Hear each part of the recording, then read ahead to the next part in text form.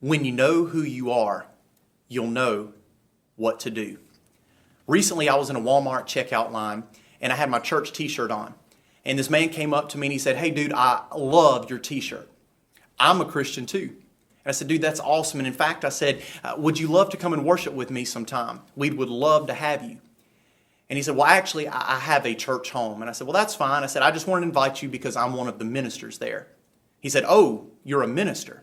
See, I'm what you call a regular Christian. If you've ever found yourself saying something like that, then you don't know who you are. You have the Spirit of God living inside of you. That's not regular. You can approach the very name of God's Son, Jesus Christ. That's not regular. And you can come before the very throne of God, and that's not regular. See, if you know who you are, you'll know what to do. Well, who are you? In Philippians chapter 2, verse 15, it says this, that in the middle of a crooked and twisted generation, you are light.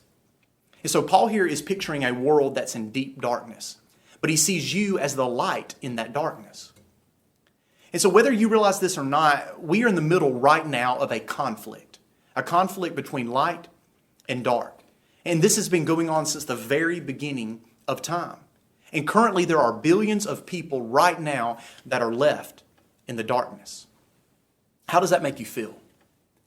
Maybe you want to move yourself and your family away to a place that's dominated by Christian values. Maybe you're tired of being perceived as a weirdo just because you confess the name of Christ. Maybe you're tired of being misrepresented, misunderstood. Or maybe you just want to get out of this spiritual wasteland. But what if I told you this? What if I told you that not all of the problem is the darkness, but part of the problem is us? That if Jesus Christ were here today, He would hold you and He would hold me accountable for the darkness that we see in this world. See, in Matthew chapter 5, Jesus says to His disciples, "You will be persecuted." But then He looks them in the eye and He says, "But still, you are to be the lights of the world." That even in the midst of opposition, you are still to shine your light. What He's saying is this, that even a dark, decaying world, what it needs more than anything is light. So the first thing you have to know about light is light understands its source. Philippians 2:15, it says in that passage that you are a child of God. You are not the source of the light, but you are a physical representation of that light. See, there's huge spiritual implications for you and I understanding our place with the light. See, it's not God and me and then you and other people under that. There's God and then there's humans. And there's a huge gap in between. And you're not just a smaller form of God. There is a huge distinct difference between the two. And so when you look at this passage, what he's really saying is you got to know your place. And it makes me think of Colossians 1:16. It says that all things were created for Him and by Him. Please don't miss those two words, for Him. But yet sometimes don't we live the opposite? Don't we sometimes live as if every single thing was created for us? That God is just a small part of our big world. See, this was the ultimate downfall of Adam and Eve. Adam and Eve bought into the mindset at first that God was the source of it all. And if you love me and if you depend and trust on me, you will find fulfillment in life. But then they got away from the source. They got away from the one thing that could provide them life. They did what we do. They made themselves gods. They got away from the source and looked at themselves as the source for life. The same thing with the rich young ruler. Jesus said, "Oh, you want to experience life? You want to experience more? Well, I want you to get all your possessions and I want you to sell them. And I want you to get that money and I want you to give it to the poor, and then you will figure out the joy that you can have in this life." But then again, he looked at his stuff and he looked at Jesus and he looked at himself as the source of all his blessings. And it says he walked away sad from the source. See, it's so dangerous for you and I to get away from the focal point, to get away from that light. And see, when we do get to that mindset that God is just a small part of my life, it's kind of like you're going down the road. And as you're going down the road, you see Jesus on the side of the road and you say, "Hey, Jesus, get in the trunk." Now, you know, when moment gets difficult, Jesus, I could really pull you out of that trunk and I could use you for that difficult moment. Now, you think that's funny. Of course, Andrew, I would never in a million years put Jesus in my trunk. I would actually put him in the passenger seat. But still, you've missed it. When you understand who the source of your blessings are, you put the car in park. You take the keys out of the ignition. You walk around and you give the keys to him and you say, drive.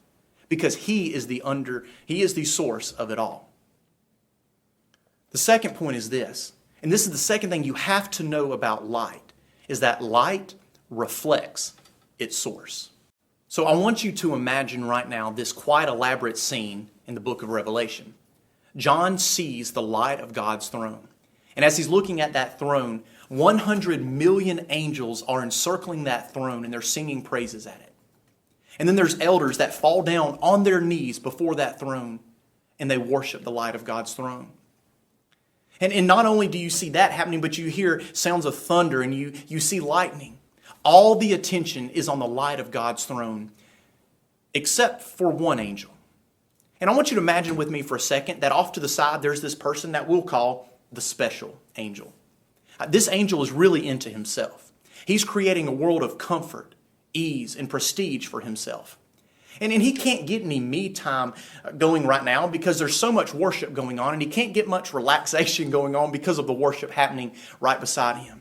And so finally he's had enough, and he yells out, "Stop."